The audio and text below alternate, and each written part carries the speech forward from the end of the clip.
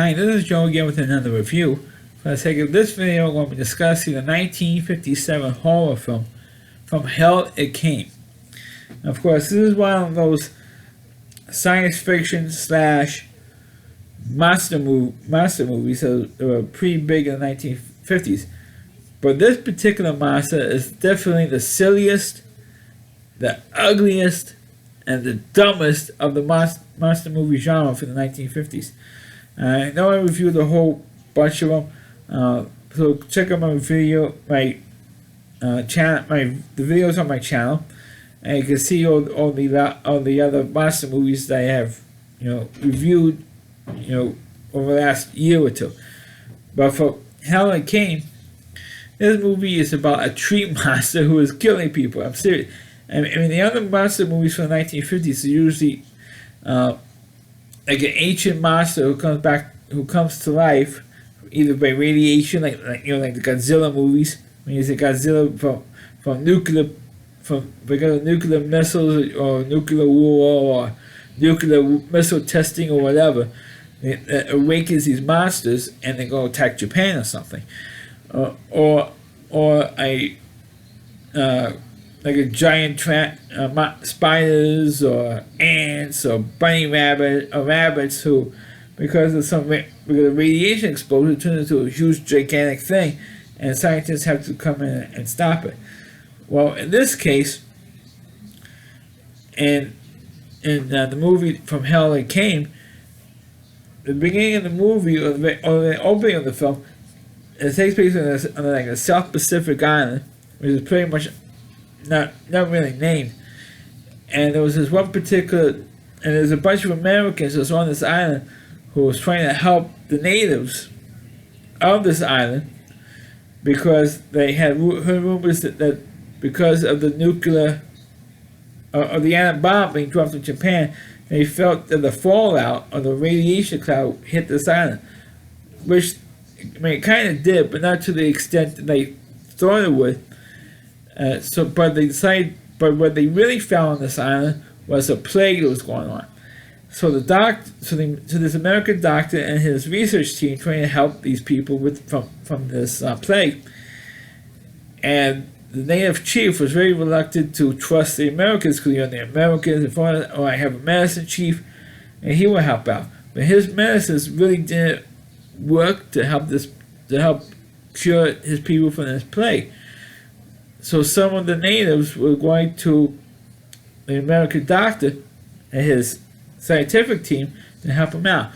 And so one particular who was the son of, was the chief, when the chief died, the tribal chief died, they blamed his death on the Americans. But meanwhile, it was the actual witch doctor who gave him some medicine with some poison in it, or spiked the medicine with some poison in it, so they could prove to the natives that it was actually the Americans who killed the chief. And so the chief's son gets executed because he insisted that the Americans killed the father or killed the chief, and meanwhile it wasn't true. And he goes, "Oh, it's not true. It was the chief. It's the witch doctor. It's his fault." But they killed the chief's son anyway.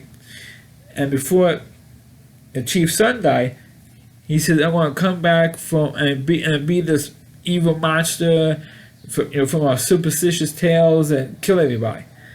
And sure enough, that's exactly what happened.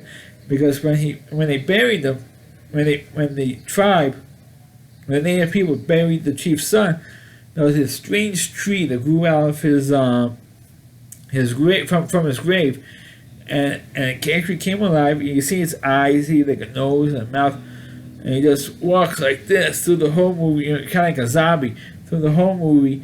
And so it's killing everybody. And the way he kills people is not by choking them out or breaking the neck or something like that. They throw him they pick him up on this rocky tree, picks him up and dumps him in a pit of quicksand, and that's how they kill him.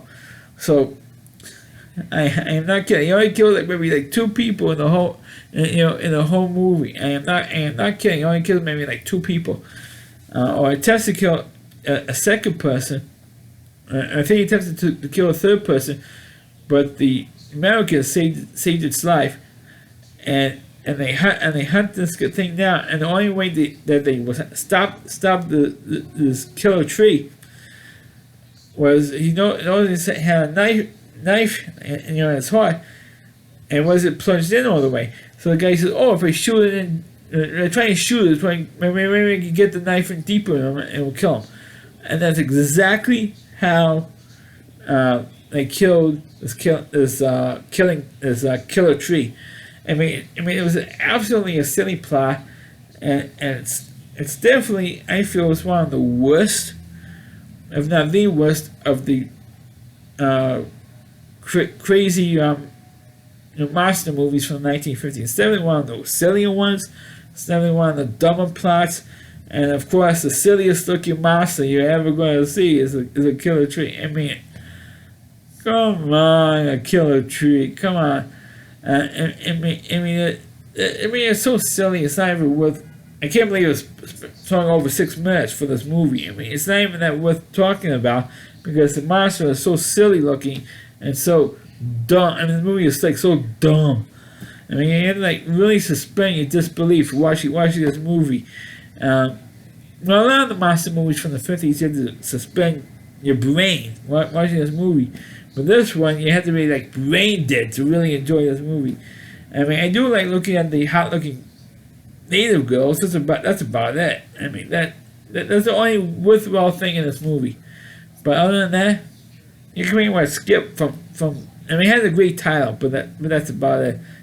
And so that's my review of the movie From Hell It Came. Please click on the video, please rate it, please subscribe to my channel, please forward this video to your Facebook pages. You can check out all my reviews and on my YouTube channel at RowdyC.com, so WDY.C.com. There's a whole page of review of Christine Moore, and please check out all of his videos on his website. Thanks for watching. Catch you next time.